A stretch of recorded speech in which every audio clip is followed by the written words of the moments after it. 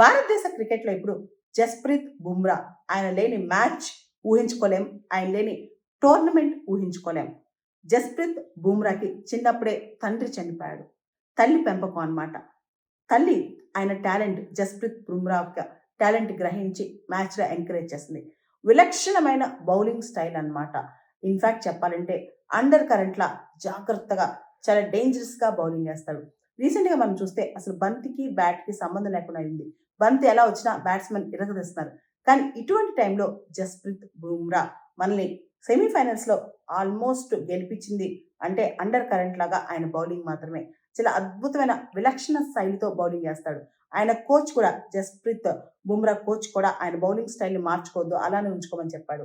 అటువంటి బౌలర్ ఇప్పుడు మనం చూస్తే గనక ఈ రోజున కూడా భారత్ జట్టు టీ20 టోర్నమెంట్ వెనకాల ఈ గెలుపు వెనకాల ఉంది జస్‌ప్రీత్ బుమ్రా అన్నమాట. మనం చూస్తే మనం బ్యాటింగ్‌లో ఇప్పుడు సంజు శాంసన్ ఎలానో జస్‌ప్రీత్ బుమ్రా ఇప్పుడు బౌలింగ్‌లో అంత బాగా పర్ఫార్మ్ చేస్తున్నాడు. ఇన్‌ఫాక్ట్ భవిష్యత్తు అతనికి చాలా ఉంది అంటున్నారనమాట. జస్‌ప్రీత్ బుమ్రాకి అంత కావాల్సినంత రికగ్నిషన్ రాకపోయినా ఇంకా ఆయన బౌలింగ్ మాత్రం చాలా అద్భుతంగా చేస్తున్నాడు. ఆయన లేని క్రికెట్ మ్యాచ్ టీ20 మ్యాచ్ ఇప్పుడు మనం అసలు ఊహించుకోలేము. సునీల్ గవాస్కర్ లాంటి క్రికెటర్ ఏమన్నారు తెలుసా? మాజీ క్రికెటర్ జస్‌ప్రీత్ బుమ్రా గురించి. జస్‌ప్రీత్ బుమ్రా లాంటి వాళ్ళు తరానికి ఒకళ్ళు కాదు, శతాబ్దానికి ఒకళ్ళొస్తారు. అంటే 100 సంవత్సరాలకు ఒకే ఒక్కడొస్తాడు. అలాంటి వాడే జస్‌ప్రీత్ బుమ్రా.